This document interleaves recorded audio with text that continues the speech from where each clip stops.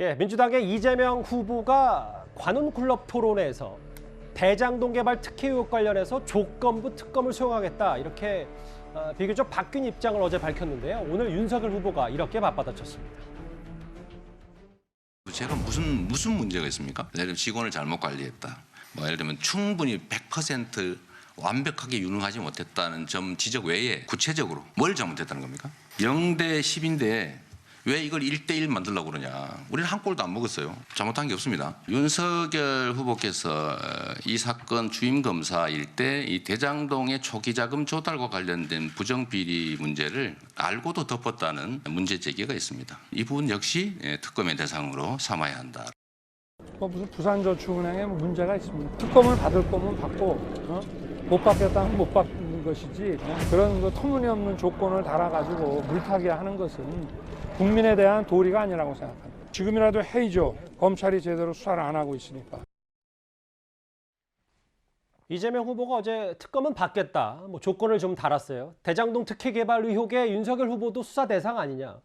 얘기에 저렇게 맞받아쳤는데 그 윤석열 후보는 그거는 안 된다라는 얘기입니까? 저 어떻게 저희가 받아들이면 되는 거예요? 그러니까 이제 이 사건의 구체적인 내용을 모르시는 분들은 헷갈릴 거예요. 예. 이 화천대유 천화동인에 윤석열 후보가 관여돼 있는 거냐 하는 생각을 하실 수도 있고, 근데 이제 이재명 후보가 주장하는 거는 이 화천대유 천화동인은 2015, 16년경 사건이거든요. 그렇죠.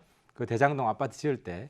근데 이재명 후보가 윤석열 지금 끌고 들어가는 거는 2009년, 10년 이때 완전히 별개의 사건이에요. 예. 그리고 이 수사할 때 봐주기 수사했다는 건데 뭘 봐주기 했는지에 대한 구체적 내용도 아직 확인된 게 없어요. 그러니까 정치적 공세에 불과합니다. 예. 때문에 이제 많은 국민들이 그걸 모르는 상태여서 그래서 지금 이재명 후보 측에서는 특검 안 받기 위한 핑계거리를 하나 만든 거죠.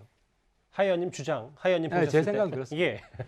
근데 김수민 평론가님, 근데 어찌됐건 민주당에서는 뭔가 특검을 받을 수도 있다는 취지의 발언 이재명 후보가 직접 했기 때문에 뭔가 변화가 좀 있는 겁니까? 근데 이제 이재명 후보가 조건을 달고 있잖아요. 검찰 수사에 미진한 점이 있으면이라고 조건을 달았고, 그리고 워딩도 정확하게는 특검이라든지 또 여타의 방법이라는 표현도 나왔습니다. 그래서 이 부분이 아직까지 좀 불분명한 측면이 있고, 미진하다의 기준은 또 무엇인가, 이런 점들이 아직은 정리가 안 돼 있다는 것이죠. 그래서 현재로서는 이재명 후보는 이제 특검을 받을 수도 있다라는 정도 수준에서 본인의 입장을 밝힌 것 같고, 그리고 이제 민주당에서도 특검 협상 얘기는 나오고 있기 때문에 우리가 닫혀 있는 건 아니다, 이 정도 수준에서 일단은 좀 가름을 하는 것 같습니다. 말씀하시는 중에 이 대장동 특검에 필요하다라는 의견 과반수가 넘는 여론조사도 나오고 있는데, 그러니까 김수민 평론가님 생각은 지금 이제 어쨌든 전향적이라기보다 단계를 민주당이 밟고 있다는데, 야당에서는 이 이재명 후보의 이 발언을 두고 시간 끌기 아니냐 이렇게 얘기를 하고 있거든요.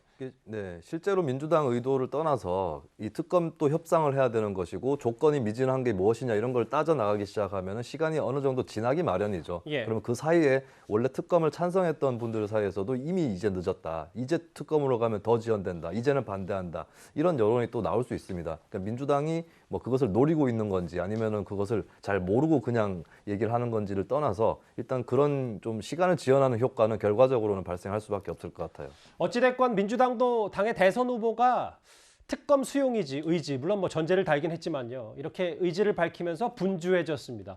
그런데 윤석열 후보도 수사 대상이라는 겁니다. 정치권의 공방도 들어보겠습니다.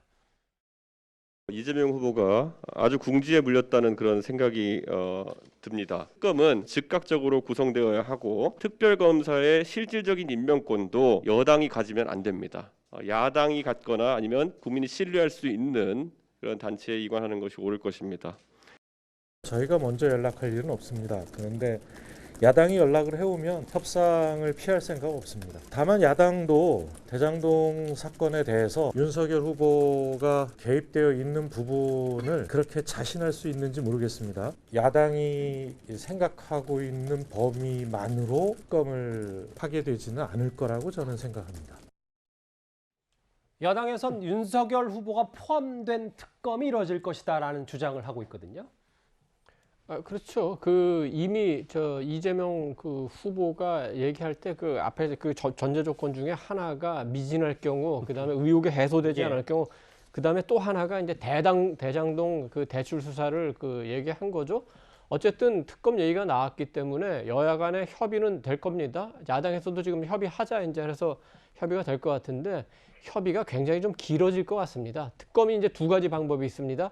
상설특검법에 따라 가지고 박범계 장관이 판단해서 대통령에게 보고해서 재가를 받으면은 곧바로 국회에 그 후보 추천위원회 2명 추천 요청하면은 그건 굉장히 시간이 빠를 거고, 후보 추천이라는 게 사실상 그 당연직으로 뭐 법무부 차관이라든지 법사위원회는 구성되어 있기 때문에 빨리 할 수 있는데, 지금 이제 논의되는 거는 여야 간의 협상을 거쳐서 하자는 건데, 이렇게 되면 특검법을 어떻게 만들고 그 안에 특검을 누가 추천하고 이렇게 하다 보면은 굉장히 시간이 오래 갈 가능성이 있죠. 어떻게 보면 여당에서 꼭 그걸 노린 거인지는 모르겠지만 그 특검이 그렇다면은 대선 전에 충분히 수사할 만큼 일찍 합의가 되지 않을 가능성도 있습니다. 그래서 아직까지는 의지도 불분명하고 또 과정도 아직까지는 좀 불투명하고 이런 상황으로 봐야 될 것 같습니다. 어제 관훈 토론회에서 이 특검 얘기를 한 이재명 후보인데요. 그러면서도 이 대장동 특혜 의혹과 관련해서 최측근인 정진상 부실장이 유동규 전 본부장 압수수색 당하기 직전에 통화한 논란에 대해서는 이재명 후보 이렇게 말을 했습니다.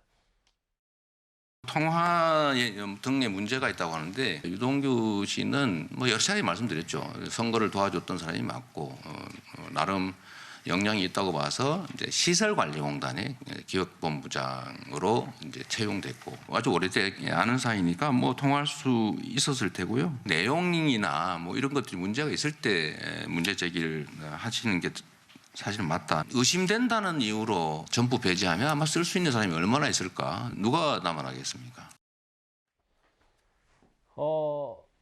이 통화 자체가 의심된다는 이유로 전부 배제하면 누가 사람을 쓸 수 있겠냐. 뭐 통화 내용이 문제가 아니라면 통화한 것 자체는 그리 문제가 아니다라는 게 이재명 후보 얘기거든요. 이 얘기 어제 어떻게 들으셨습니까? 그러니까 이재명 후보의 능력 중에 하나가 현란하게 말 바꾸기를 잘한다. 지난번에 국감 할 때는 그 유동규가 이제 음독 자살 시도를 했다. 극단적인 선택의 얘기를 했었죠. 그 이야기를 누구한테 들었냐? 지금 보면 정진상한테 들었을 가능성이 많잖아요. 근데 뭐 이런 그건 알 수는 없습니다. 기억이 전혀 안 난다. 기억이 전혀 안 난다로 빠져나갔단 말이에요. 근데 통화자가 밝혀지니까 이제 또 말을 바꾸는데, 지금 저 말은 아무런 내용이 없어요. 아무런 내용이 없고 그냥 입에서 나오는 그냥 문자 조합에 불과한데, 핵심은 유동규가 윤석열 부하가 아니잖아요.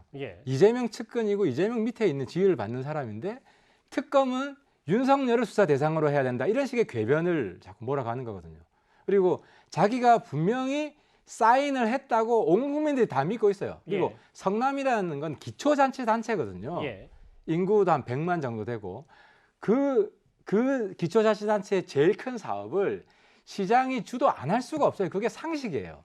그래서 이재명이 책임자고 설계자고 수사 대상이라고 온 국민이 다 생각하기 때문에 특검 지지 여론이 70%가 넘는 것이고, 근데 계속해서 자기가 아무런 책임이 없다, 빠져나가니까 국민들도 화가 나는 거예요. 화가 나고 이제는 더 이상 이 여론에 저항하기 어려우니까 조건부 특검으로 어느 정도 지금 톤을 낮춘 건데, 근데 저런 식으로 계속 빠져나가면 국민들 여론은 더 악화될 거예요. 왜냐하면 특검이 계속 화두가 되는 방향으로 가는 거잖아요. 그러면 대선까지 특검이 굉장히 큰 어젠다가 될 겁니다. 그러면 이재명 후보한테 불리하죠. 그래서 이재명 후보는 특검을 부분적으로라도 수용을 하면서 자기한테 족쇄를 채웠다, 대선에 가장 큰 이슈로 스스로 만들어버렸다 하는 실책이 나온 것 같아요.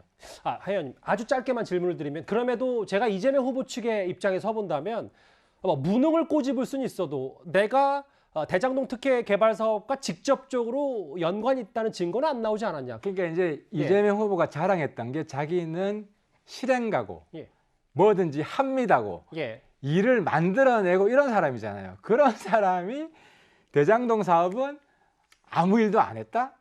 자기가 무슨 내용인지도 모른다? 알겠습니다. 이게 합리적으로 이해가 국민들한테 안 되는 거죠. 그래서 억지고 궤변이고 그냥 핑계거리만 만들고, 그래서 국민들 여론이 안 좋아지는 거죠. 지지율이 안 올라가는 거고. 물론 뭐 제가 굳이 말하자면 국민들 생각은 또 다 다를 수 있으니까요. 하태경 의원의 말씀까지 들었습니다. 이 주제, 이재명 후보의 특검 얘기는 여기까지입니다.